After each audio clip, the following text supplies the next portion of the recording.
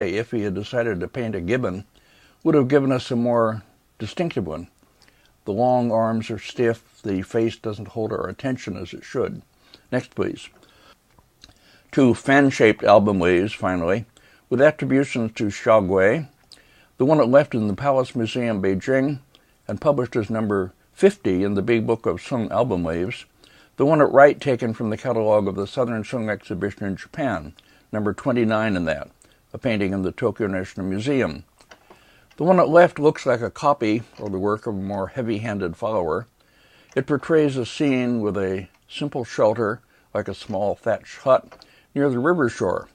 The recluse who lives in it has come out to sit on the bank and play his chin, or zither. We imagine the merging of the quiet music and the sound of the water calming his mind. The one at right has a better chance of being from the hand of the master, I think, or at least of some early and sensitive artist. A herd boy astride a buffalo is urging the beast into the water, while at the right a calf hurries to join them.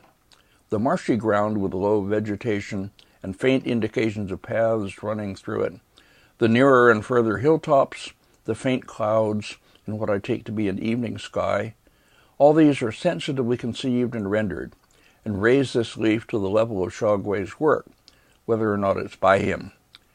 The two paintings raise again the question of Xiaogui's following, why it's so sparse, so lacking in identifiable works by recognized masters. Part of the reason lies in the bad reception that Xiaogui received shortly after his own time. The literati critic Zhuang Su, writing in 1298 in his Huaji Bui, has this to say about Xiaogui, as translated by Howard Rogers, quote, "He painted landscapes and figures that were extremely vulgar and loathsome. At the end of the Sung, social morality withered and died. The hearts of people withered and shifted. Xiaogui thus excessively achieved fame at that time.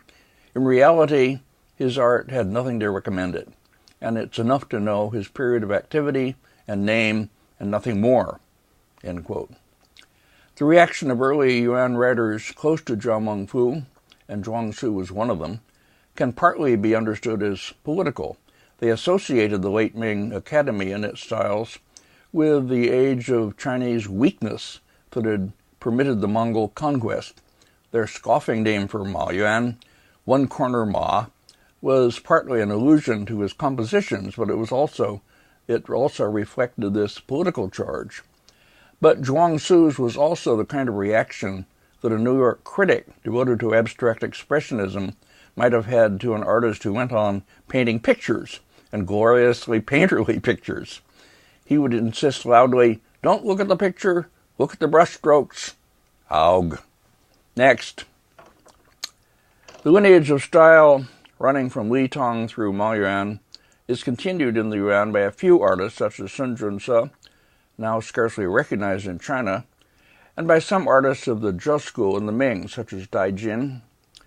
A following for Xiaogui, by contrast, is difficult to identify, and we're almost forced to conclude that this incomparably great development of ink monochrome landscape painting that comes to a climax in his works, a very quiet climax, one has to add, in such paintings as the Hikgoan leaf, a more spectacular climax in the Pure and Remote View scroll, after which the series was named, that this development was not to be significantly continued in China.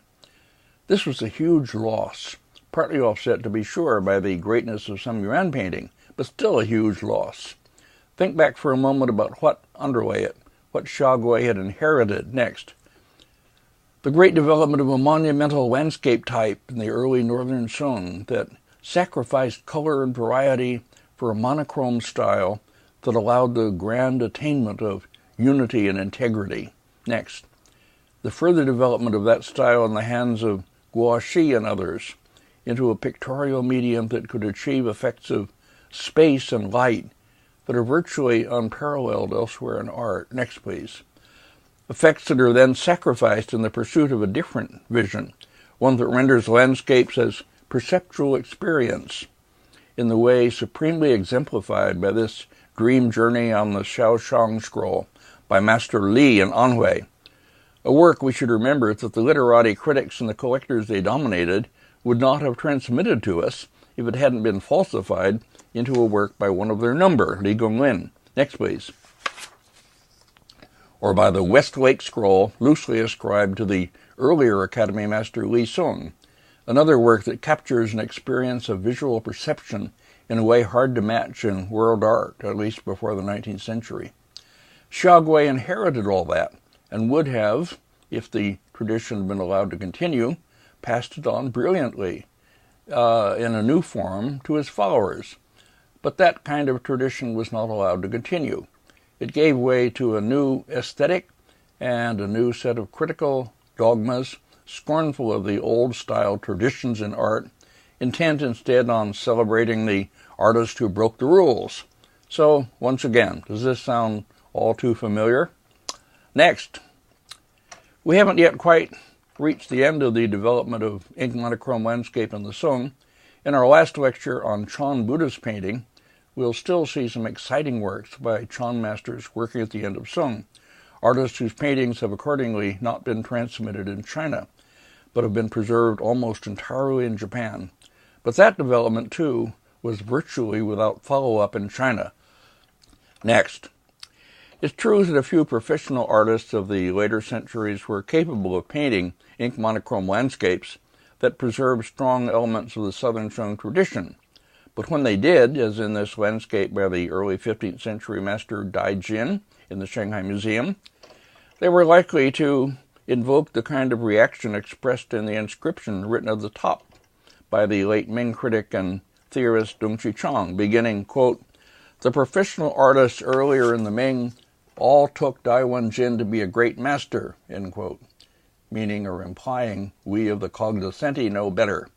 Next, the Japanese master Sesshu, who spent 2 years studying in China from 1467 and mastered the late Sung Academy styles to a high level, could imitate Ma Yuan and Xiaogui and the splashed ink landscapes of the Chan masters quite capably. Next. But he went on to turn this into a specifically Japanese style, in a way I'll try to outline in a lecture in a follow-up series on Sesshu. So the ink monochrome landscape manner that reached such a high point in the works of Xiaogui was not to have any significant continuation in China during the centuries that followed. I'll talk more about that matter, which is of deep concern to me, in an aftermath to the final lecture in our series.